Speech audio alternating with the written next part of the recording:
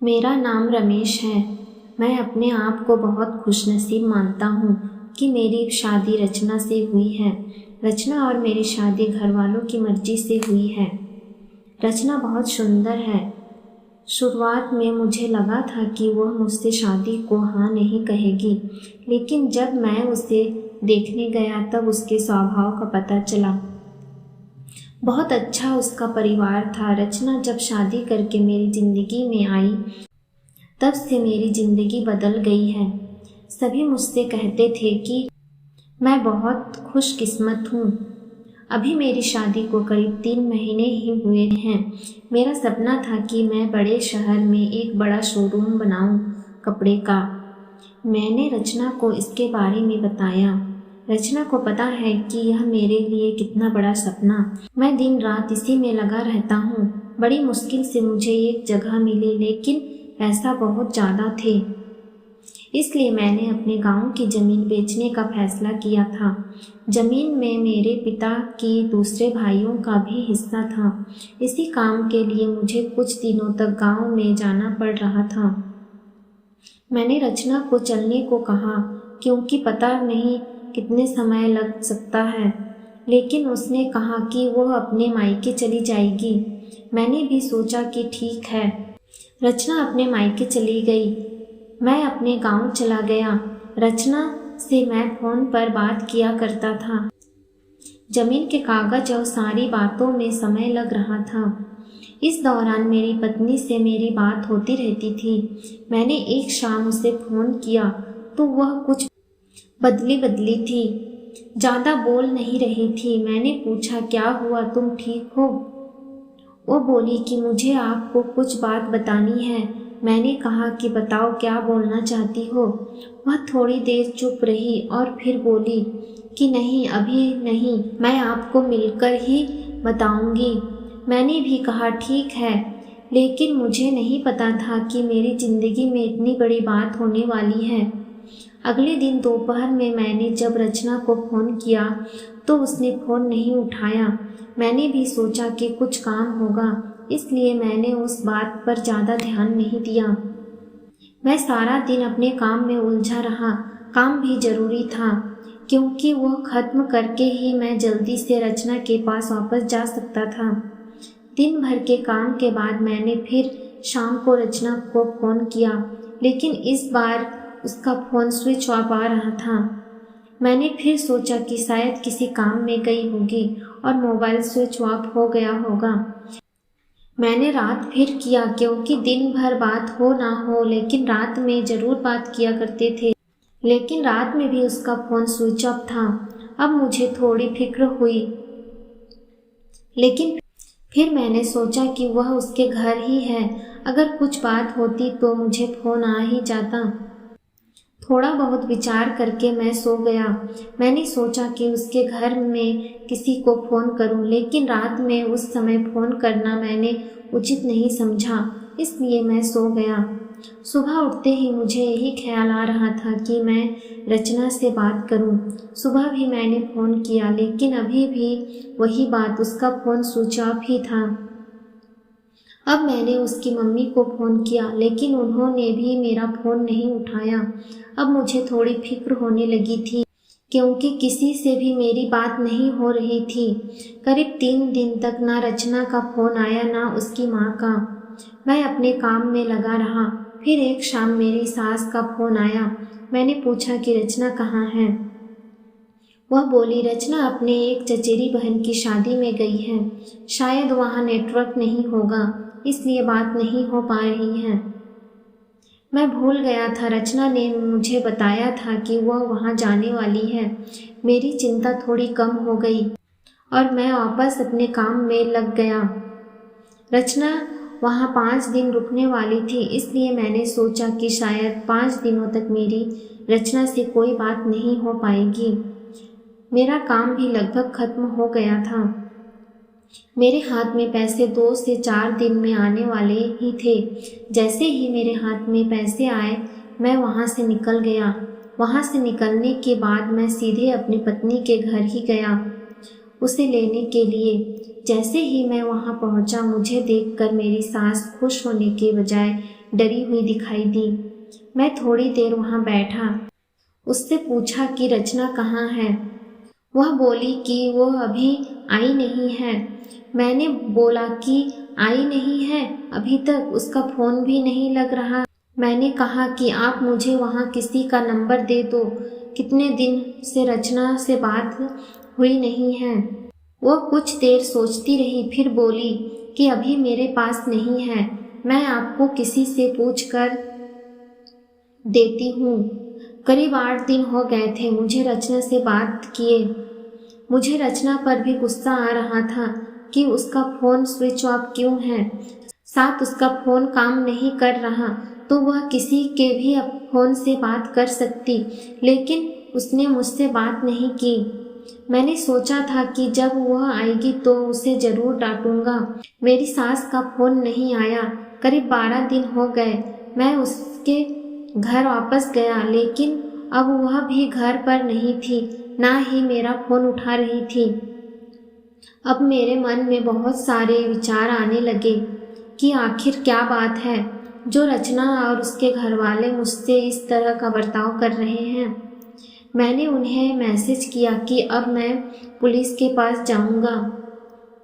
मेरी इस धमकी से शायद वह डर गए और उनका फ़ोन आया। बोली कि बेटा, मैं तुम्हें कुछ बताना चाहती हूँ, तुम घर आ जाओ। अब मेरी चिंता बढ़ी जा रही थी। ऐसी क्या बात है जो सब मुझसे छुपा रहे थे। मेरी पत्नी ने मुझसे 20 दिनों से बात नहीं की थी। मैं अगले दिन उनके घर आ गया। मेरी सास का मुंह उतरा हुआ था। मैं बहुत गुस्से में था। मैंने जाते ही उन्हें जोर से चिल्लाते हुए पूछा कि कहाँ है रचना। मेरी सास मुझसे बोली कि बेटा, अब मैं जो तुम्हें बताने वाली हूँ उस पर तुम्हें विश्वास नहीं होगा, लेकिन यह ही सही है। वह बोली कि रचना किसी के साथ भाग गई है। मुझे मेरे कानों पर विश्वास नहीं हुआ कि मैंने क्या सुना। मैंने बोला, आप कुछ भी बोलोगी और मैं मान जाऊंगा। वह बोली, बेटा, यही सच है। तुम्हारी शादी के पहले उसका एक प्रेम प्रसंग था। जब वो वहाँ गांव में अपनी बहन की शादी में गई तो उसे वह वहाँ मिल गया और वह मौका देखकर वहाँ से भाग गई। मैं जानती हूँ कि तुम उससे बहुत प्यार करते हो, लेकिन अब यही सच है, तुम्हें उसे भूलना होगा। हम लोग पुलिस के पास नहीं गए, नहीं तो बदनामी होगी, इसलिए हम इस बात को तुमसे भी छिपा रहे थे। रचना मेरे साथ 3 महीने तक रही थी। जितना मैं उसे जानता था वह ऐसा नहीं कर सकती थी, लेकिन उसकी माँ यह कह रही थी तो मैं कैसे ना मानता। मेरा मन अभी भी मानने को तैयार नहीं था। मेरी सास मेरे आगे रो रही थी, माफ़ी मांग रही थी। इतनी बड़ी बात मेरे घर वालों को पता चली तो उन्हें भी विश्वास नहीं हुआ। रचना स्वभाव से बिल्कुल ऐसी नहीं लग रही थी। रचना की माँ को देखकर मैं और मेरे घर वाले चुप रह गए। हमने कुछ बड़ा कदम नहीं उठाया। मैं अपने साथ हुए इस धोखे को बर्दाश्त नहीं कर पाया। मैंने रचना को बहुत प्यार किया और मुझे कुछ भी हासिल नहीं हुआ। रचना नाम से मुझे नफरत हो गई। मेरी जिंदगी पर इसका बहुत असर हुआ। मैं जो शोरूम की शुरुआत करने वाला, उसके लिए मेरे पास अब सब कुछ आ गया था, लेकिन फिर भी मुझे अब कुछ करने का मन नहीं हो रहा था। किसी के साथ इतना बड़ा धोखा हुआ तो कैसे खुश रह सकता है। मेरे घर वाले मुझे संभाल रहे थे। मैंने उसे बहुत ढूंढने की कोशिश की। मैं चाहता था कि वह मुझे मिले तो मैं उससे पूछूं कि आखिर उसने मेरे साथ ऐसा क्यों किया। धीरे धीरे समय बीतता गया। उससे गए अब 7 महीने हो गए थे और मैं भी उसे भूलकर अपनी ज़िंदगी में वापस बिजी होने की कोशिश करने लगा। एक दिन मेरा उसके घर के सामने से जाना हुआ। ऐसे ही मेरा ध्यान उसके घर की खिड़की पर पड़ा। मुझे दिखाई दी कि खिड़की में रचना है। एक झलक सी मुझे दिखी। मैंने उसी समय उसके घर का दरवाज़ा बजाया। मेरी सास ने दरवाज़ा खोला और वह मुझे देखकर ही डर गई। दरवाज़ा खोलते ही मैं अंदर जाने लगा। मेरी सास ने मुझे रोका, लेकिन मैं नहीं माना। अंदर में कमरे में गया तो रचना को देखकर मैं हैरान रह गया। रचना व्हील चेयर पर बैठी थी। रचना ने मुझे देखा और उसकी आंखों से आंसू आ गए। मैंने पूछा, यह क्या हुआ? रचना बस रो रही थी। मेरी सास बोली कि बेटा, रचना जब शादी में गई थी तब उसका एक्सीडेंट हो गया था और उसे ऐसी जगह चोट आई जिसके कारण वह अब चल नहीं सकती। एक्सीडेंट के समय भी बेहोश में यह कह रही थी, तुम्हें ना बताए, वह बड़े काम के लिए गए हैं। डॉक्टर ने जब बताया कि हो सकता है रचना अब चल ना सके और इलाज पर बहुत ज़्यादा पैसा लगेगा, तब भी मैंने कहा कि दामाद जी को बता देते हैं। लेकिन रचना ने कहा कि मैं उनकी ज़िंदगी खराब नहीं कर सकती। उनका सपना है शोरूम खोलने का। उनकी ज़िंदगी में जाऊंगी तो उन पर बोझ ही बनूंगी। इसलिए रचना ने यह झूठ तुम्हें कहने को कहा ताकि तुम उससे भला बुरा कहकर उसे भूल जाओ, उससे नफरत करो। मेरी पत्नी मुझसे इतना प्यार करती थी। मैंने उससे कहा कि रचना, अगर मेरे साथ ऐसा कुछ हो जाता तो क्या तुम मुझे छोड़ देती? रचना ने रोते हुए कहा कि ऐसा मत बोलो। रचना ने कहा कि मैं आपकी दोषी हूँ। एक्सीडेंट में हमारा बच्चा जो मेरे गर्भ में था वह भी नहीं बचा। आप मुझे भूल जाइए, दूसरी शादी कर लीजिए। मैं आप पर बोझ नहीं बनकर रहना चाहती। रचना की आंखों से आंसू नहीं रुक रहे थे। कितने दिनों उसने इन्हें रोक रखा होगा। मैंने रचना को बीते कुछ महीनों में ना जाने क्या कुछ नहीं कहा, लेकिन अब वह रचना को एक पल भी अपने से दूर नहीं रखना चाहता था। मैंने रचना की एक बात नहीं सुनी। मैं रचना को अपने साथ ले आया। अब कोशिश यही है कि वह फिर से चल सके। मैंने मेरा शोरूम बेच दिया और अच्छे से अच्छे अस्पताल में रचना को दिखाया है।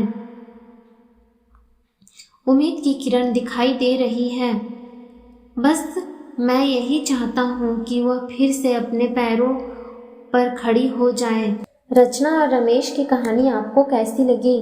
अच्छी लगी तो प्लीज़ इस चैनल को लाइक और सब्सक्राइब जरूर करें और पूरी कहानी सुनने के लिए आपका बहुत बहुत धन्यवाद।